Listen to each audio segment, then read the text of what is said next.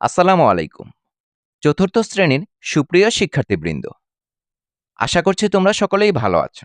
আজকের পাঠে থাকছে তোমাদের নতুন প্রাথমিক গণিত বইয়ের অধ্যায় ৩, ৪৩ পৃষ্ঠা এবং ৪৪ পৃষ্ঠার একই নিয়মের গুণ নিয়ে আলোচনা। তাহলে চলো শুরু করা যাক। তোমরা এখানে একটি মূল প্রশ্ন দেখতে পাচ্ছ। এখানে বলা আছে ৪৫০০ গুণন ৭০০। এর উত্তরটি বের করতে ৪৫ এবং ৭ সমান ৩১৫ ব্যবহার করি। এখানে ৪৫ এবং ৭ এর গুণফল দেওয়া আছে ৩১৫। এই ৩১৫র সাহায্য নিয়ে আমাদের এই গুণটি করতে হবে। তাহলে আমাদেরকে প্রথমেই কি করতে হবে? এই ৪৫০০ এবং ৭০০ থেকে ৪৫ এবং ৭কে আলাদা করতে হবে। তাহলে চলো আমরা খাতায় অঙ্কটি করে নিচ্ছি। প্রথমেই আমরা অঙ্কটি তুলে নিলাম।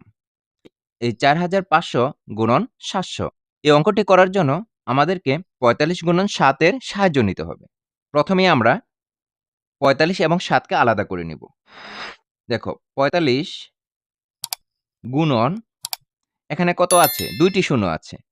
তাহলে আমরা ১ লিখে দিব, আর ২টি শূন্য আলাদা একের সাথে লিখে দিব। তাহলে কত হলো? ৪৫ গুণন ১০০।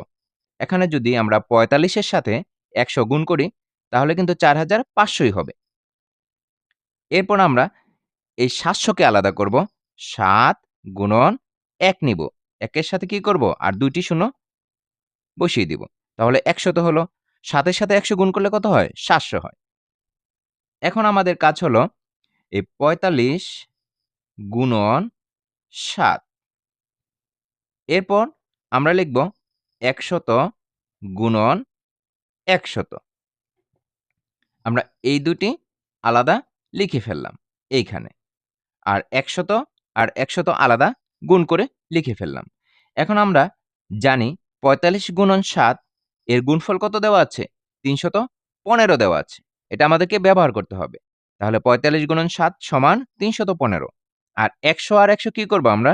গুণ করে নামিয়ে দেব। ১ এর সাথে ১ গুণ করলে কত হয়? একই হয়। আর কয়টা শূন্য? এখানে ২টি শূন্য, এখানে ২টি শূন্য। তাহলে ১টি শূন্য, ২টি শূন্য, ৩টি, ৪টি। মোট কয়টি শূন্য? ৪টি শূন্য আমরা লিখে দিলাম। এখন আমরা এই ৩১৫ র সাথে এখানে কত আছে? একক, দশক, শতক, হাজার, অযুত। ১০,০০০ আছে। ১০,০০০ এর সাথে ৩১৫ গুণ করে ফেলব। ৩১৫ এর সাথে ১ গুণ করলে কত হয়? ৩১৫ হয়। আর কয়টি শূন্য? ৪টি শূন্য আমরা এখানে বসিয়ে দিব।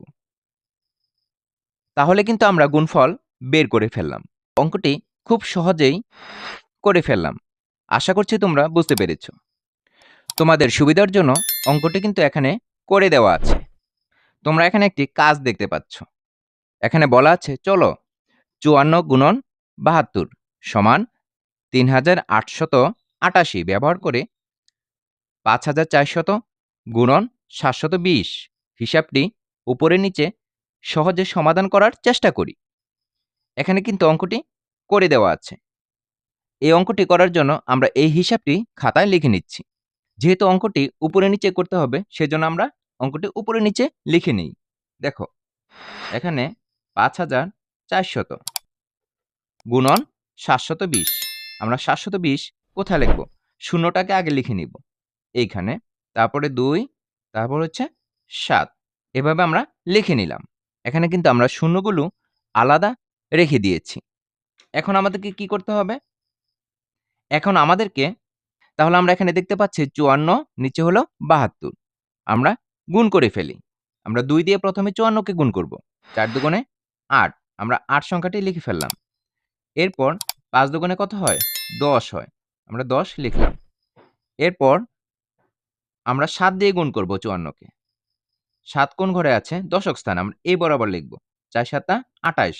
২৮ এর কত হবে? ৮ হবে। হাতে রইল ২। ৫ ৭ ৩৫। ৩৫ আর ২ কত হবে? ৩৭। এখানে আমরা ৩৭ লিখে ফেললাম। আর একক স্থানে আমরা এখানে শূন্য দিয়ে পূরণ করে দিব। তাহলে আমরা এখানে যোগ করে নেই। ৮ এর সাথে ০ যোগ করলে কত হবে? ৮ হবে। আর ০ এর সাথে ৮ যোগ করলে কত হয়? ৮ হয়। ১ এর সাথে ৭ যোগ করলে ৮ হবে। আর ৩, ৩ই হবে।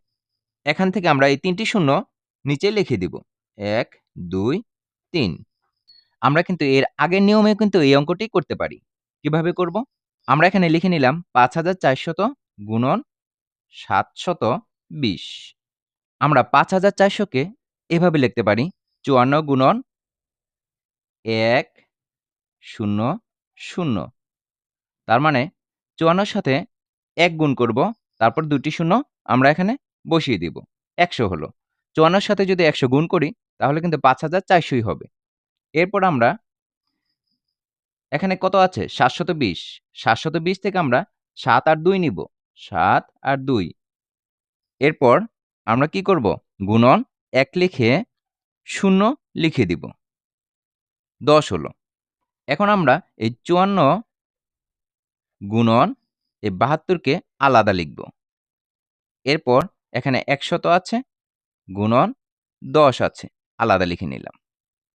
তাহলে আমরা জানি ৫৪ গুণন ৭২ কত আছে? ৫৪ গুণন ৭২ ৩,৮৮৮। এটা আমরা ব্যবহার করব। ৩,৮৮৮। আর ১০০ র সাথে ১০ গুণ করলে কত হয়? ১ আর ১ গুণ করলে কত হবে? ১ হবে। আর ২টি শূন্য আর ১টি শূন্য, ৩টি শূন্য। আমরা এখানে ৩টি শূন্য বসিয়ে দিব। তোমরা এখানে লক্ষ্য করো ৩,৮৮৮ র সাথে ১ গুণ করলে কত হয়? ৩,৮৮৮ হয়। আর ৩টি শূন্য আমরা এখানে বসিয়ে দিলাম। তাহলে আমরা কত পেলাম? ৩৮,৮৮,০০০।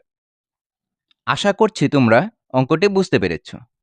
তাহলে চলো আমরা পরবর্তী পৃষ্ঠায় চলে যাই। তোমরা ৪৪ পৃষ্ঠার উপর দিকে একটু লক্ষ্য করো। দেখো ১ নাম্বার একটি অনুশীলন দেওয়া আছে। এখানে বলা আছে ২১ গুণন ৩৪ সমান ৭১৪ ব্যবহার করে নিচের গুণগুলো করি। এখানে ৩টি গুণ দেখতে পাচ্ছ। ৩টি গুণের ক্ষেত্রেই ২১ গুণন ৩৪ সমান ৭১৪ ব্যবহার করতে হবে। তোমরা ১ নাম্বার অঙ্কটি লক্ষ্য করো। দেখো এখানে আছে ২১০ গুণন ৩৪০। প্রথমে আমরা লিখে নিব ২১ গুণন ১ লিখে নিব। আর একটি শূন্য আছে সেজন্য আমরা শূন্য দিয়ে দিব। ২১ এর সাথে শূন্য গুণ করলে কত হবে? ২১০ হবে। এরপর আমরা ৩৪০ কে লিখব। ৩৪০ থেকে ৩৪ লিখে নিব, গুণন ১ লিখব আর একটি শূন্য বসিয়ে দিব। তাহলে ৩৪ এর সাথে ১০ গুণ করলে কত হয়? ৩৪০ হয়। এখানে আমরা ২১ আর ৩৪ কে আলাদা লিখব। ২১ গুণন ৩৪। এরপর এই ১০ গুণন ১০ লিখব। ২১ আর ৩৪ গুণফল কিন্তু এখানে দেওয়া আছে। এটা আমাদেরকে ব্যবহার করতে হবে। ৭১৪। এখানে হবে ৭১৪ গুণন ১০ এর সাথে ১০ গুণ করলে কত হয়? ১ এর সাথে ১ গুণ করে নেব, ১। আর কয়টি শূন্য? ২টি শূন্য। আমরা এখানে ২টি শূন্য বসিয়ে দিব। তাহলে ৭১৪ র সাথে ১০০ গুণ করতে হবে। ৭১৪ র সাথে ১ গুণ করলে কত হবে? ৭১৪ হবে। আর কয়টি শূন্য আছে? ২টি শূন্য আছে। আমরা এখানে ২টি শূন্য বসিয়ে দেব। আমরা কিন্তু অঙ্কটি করে ফেললাম। কত হলো? একক, দশক, শতক, হাজার, অযুত ৭১,৪০০। এরপর আমরা ২ নম্বর অঙ্কটি লক্ষ্য করি। এখানে ২ নম্বরে আছে ২,১০০ গুণন ৩৪। প্রথমেই আমরা ২,১০০ কে ভেঙে নিব। প্রথমে লিখব ২১ গুণন ১। আর কয়টি শূন্য? ২টি শূন্য। ২১ এর সাথে ১০০ গুণ করলে কত হবে? ২,১০০ হবে। এরপর লিখে নিব ৩৪। ৩৪ এর সাথে কোনো শূন্য নেই, সেজন্য ৩৪ই হবে।